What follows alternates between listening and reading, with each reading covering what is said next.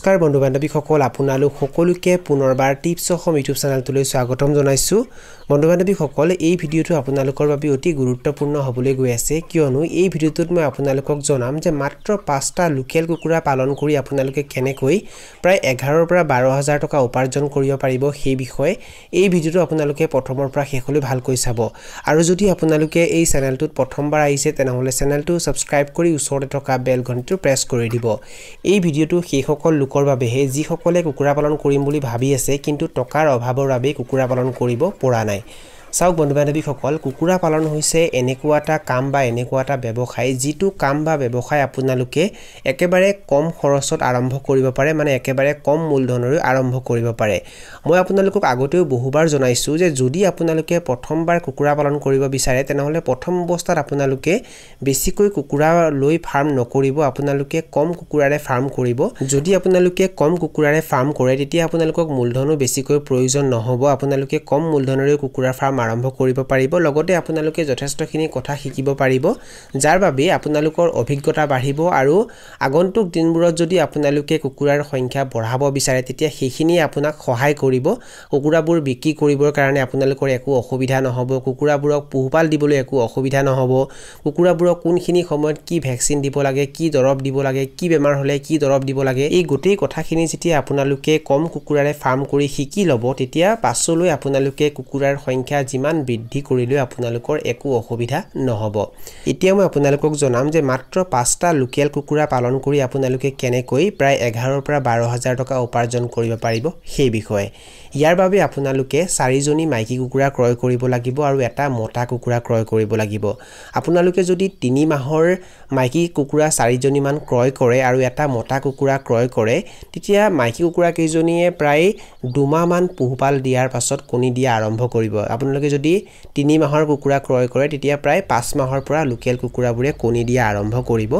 আৰু 4 জনী লোকেল কুকুৰাই একেখিনি সময়তে কণী নিদিব বেলেগ বেলেগ সময়ত কণী দিব আৰু এজনী লোকেল কুকুৰাই প্ৰায় 10ৰ পৰা 12টা পৰ্যন্ত কণী দিয়ে আৰু 4 জনী কুকুৰাৰ পৰা ধৰি লৈছো আপোনালোকে 40টা কণী লাভ কৰিলে আৰু লোকেল কুকুৰাই নিজে উমনি বহি পোৱালি উলিয়ায় আৰু 4 জনী লোকেল কুকুৰাক যদি আপোনালোকে 40টা কণীত উমনি বহুৱাই তেনেহলে 40টা কণীৰ পৰা হয়তো গুটেকেটা পোৱালি কুকুৰা কেইজনীয়ে নুলাব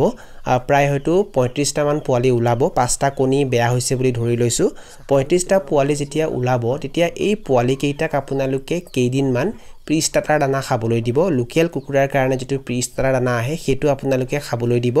আৰু আপোনালোকে বেছিকৈ প্ৰিষ্টাটাৰ দানা ক্ৰয় কৰিব নালাগে প্ৰায় আপোনালোকে 3 কেজি মান প্ৰিষ্টাটাৰ দানা ক্ৰয় কৰিব আৰু সেই 3 কেজি প্ৰিষ্টাটাৰ দানাৰ লগত আপোনালোকে খুদি চাউল মিহলি কৰি দিব মানে 3 কেজি প্ৰিষ্টাটাৰ দানা লব আৰু প্ৰায় 2 কেজি মান চাউলৰ খুদি লব আৰু এটো ভালকৈ মিহলি কৰি দিয়াৰ পাছত এখিনিকে পোৱালিক খাবলৈ দি থাকিব কেইদিন মান মাকৰ লগতে পোৱালিবোৰক আপোনালোকে ভালকৈ ঢাকি ৰাখিব আৰু ঢাকি ৰাখিয়ে সিহঁতক আপোনালোকে দানা পানী খাবলৈ দিব আৰু যেতিয়া পোৱালিবোৰ অলপ ডাঙৰ হ'ব তেতিয়া আপোনালোকে পোৱালিবোৰক মাকৰ লগত বাহিৰত এৰি দিব আৰু যেতিয়া আপোনালোকে মাকৰ লগত পোৱালিবোৰক বাহিৰত এৰি দিয়ে তেতিয়া আপোনালোকে সিহঁতক বেলেগকৈ দানা দিবলৈ কোনো প্ৰয়োজন নহয় কাৰণ কুকুৰা কেইজনীয়ে পোৱালিবোৰ বাহিৰত নিজে চৰাই লৈ ফুৰিব আৰু তাতে সিহঁতে বিভিন্ন ধৰণৰ খাদ্য খাব কীটপতংগ খাব ঘাঁহ বন খাব আৰু বাহিৰৰ যিবোৰ পেলনীয়া খাদ্য থাকে সেইবোৰ খাব আৰু ৰাতিপুৱা সময়ত আৰু সন্ধিয়া সময়ত আপোনালোকে ইচ্ছা কৰিলে ঘৰৰ ধান চাউল কুকুৰাবোৰক ছটিয়াই দিব পাৰে আৰু এনেকৈ যদি লোকেল কুকুৰাবোৰক আপোনালোকে পোহপাল দিয়ে তেনেহলে প্ৰায় 4 পৰা 4.5 মাহৰ ভিতৰত লোকেল কুকুৰাবোৰৰ গড় ওজন 1 কেজি 200 গ্ৰাম হৈ যাব ইয়াতকৈ বেছিও হ'ব পাৰে তথাপি ধৰি লৈছো 1 কেজি 200 গ্ৰাম বুলি আৰু 35টা কুকুৰাৰ ভিতৰত বিক্ৰীৰ উপযুক্ত হোৱালে গুটেকেটা কুকুৰা হয়তো বাছি নাথাকিব কিছুমান হয়তো মৰিব আৰু মৰ্টেলিটি নামত মানে মৃত্যুৰ নামত যদি আমি 5টা বিয়োগ কৰি দিও তথাপিও কিমানটা কুকুৰা থাকিব 30টা কুকুৰা আৰু এটা কুকুৰাৰ ওজন যদি 1 কেজি 200 গ্ৰাম হয় তেনেহলে সেই হিচাপে 30টা কুকুৰাৰ ওজন কিমান হ'ব 34 কেজি মানে 36 কেজি হ'ব আৰু এই 34 কেজি লোকেল কুকুৰাক মানে এই 30টা লোকেল কুকুৰাক আপোনালোকে বেপাৰী মাটি হোলসেলত বিক্ৰী কৰিবলৈ কোনো প্ৰয়োজন নাই এনে কৰিলে আপোনালোকে অলপ কম দামতে বেচিব লাগিব সেই কাৰণে এই কুকুৰা কিটাক আপোনালোকে ঘৰৰ পৰাই বিক্ৰী কৰিব এটা দুটাকৈ বিক্ৰী কৰিব আৰু এনেকৈ যদি আপোনালোকে বিক্ৰী কৰে তেনেহলে প্ৰায় 400 টকাৰ প্ৰতি কেজি বা 450 টকাৰ প্ৰতি কেজিকৈ বিক্ৰী কৰিব পাৰিব লোকেল কুকুৰাৰ দাম দাম যেহেতু বেছি হয় সেই কাৰণে আপোনালোকে 400 টকাৰ প্ৰতি কেজি বা 450 টকা প্ৰতি কেজি কৈ বিক্ৰী কৰিব পাৰিব এই দামটো বিভিন্ন সময়ত আৰু বেলেগ বেলেগ ঠাইত বেলেগ বেলেগ হ'ব পাৰে আৰু তথাপিতো প্ৰতি কেজি লোকেল কুকুৰা যদি আপোনালোকে 400 টকা কৈ বিক্ৰী কৰে তেনেহলে সেই হিচাপে 34 কেজি লোকেল কুকুৰা বিক্ৰী কৰি আপোনালোকে কিমান টকা পাব 14400 টকা আৰু এই প্ৰথম অৱস্থাত যে আপোনালোকে 5টা লোকেল কুকুৰা কিনিব আৰু পিছটা দানা ক্ৰয় কৰিব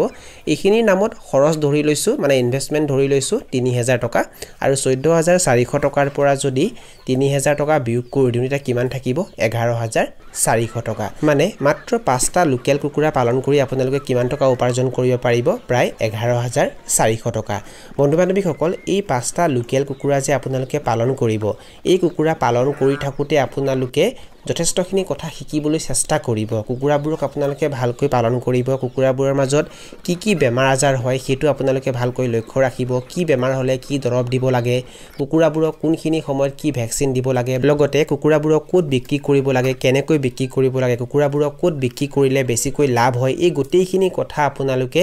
জানিবলৈ শিকিবলৈ চেষ্টা কৰিব লগতে নিজৰ এখন বজাৰ আপোনালোকে বনাই ল'ব যাতে পিছলৈ আপোনালোকে যিমান বেছি কুকুৰা পালন কৰিলেও কুকুৰাবোৰক যাতে কি কৰিবলৈ একো অসুবিধা নহয় মানে এই 5টা কুকুৰা যে আপোনালোকে পালন কৰিব শিকিবৰ কাৰণে আপোনালোকে পালন কৰিব আপোনালোকে অভিজ্ঞতা লবলৈ পালন কৰিব আৰু যিসকলৰ কুকুৰা পালন কৰিবলৈ মূলধনৰ অভাৱ হৈছে তেওঁলোকেও এনেকৈ আৰম্ভ কৰিব পাৰে আৰু পাছলৈ যেতিয়া লাভ বেছিকৈ হৈ থাকিব তেতিয়া এনেকৈ লাভৰ টকাৰে কুকুৰাৰ সংখ্যা বৃদ্ধি কৰি যাব পাৰিব আৰু পাছলৈ অলপ ডাঙৰকৈ কুকুৰাৰ ফাৰ্ম আৰম্ভ কৰিব পাৰিব কিন্তু প্ৰথম অৱস্থাতে যদি আপোনালোকে ডাঙৰকৈ কুকুৰাৰ ফাৰ্ম কৰে তেতিয়া আপোনালোকৰ লোকসান হোৱাৰ সম্ভাৱনা বেছিকৈ থাকে কাৰণ আপোনালোকৰ অভিজ্ঞতা নাথাকে লগতে কুকুৰাবোৰক ক'ত বিক্ৰী কৰিব লাগে সেইখিনি আপোনালোকে ভালকৈ হয়তো নাজানিব তেতিয়া আপোনালোকে সমস্যাত পৰিব সেই কাৰণে আপোনালোকে প্ৰথম অৱস্থাত বেছিকৈ কুকুৰা পালন নকৰিব বন্ধু বান্ধৱীসকল এইখিনি আছিল কিছু তথ্য আপোনালোক জনালো আৰু যদি আপোনালোকে ভিডিওটো চাই ভাল পালে আৰু ভিডিওটোৰ জৰিয়তে কিবা এটা শিকিব পাৰিছো বুলি ভাবে তেনেহলে অনুগ্ৰহ কৰি ভিডিওটো লাইক কৰি দিব আৰু যিমান পাৰে ভিডিওটো নিজৰ বন্ধু বৰ্গৰ মাজত আৰু পৰিয়াল বৰ্গৰ মাজত শেয়াৰ কৰি দিব এই ভিডিওটো এইখিনিতে সামৰণি মাৰিছো ধন্যবাদ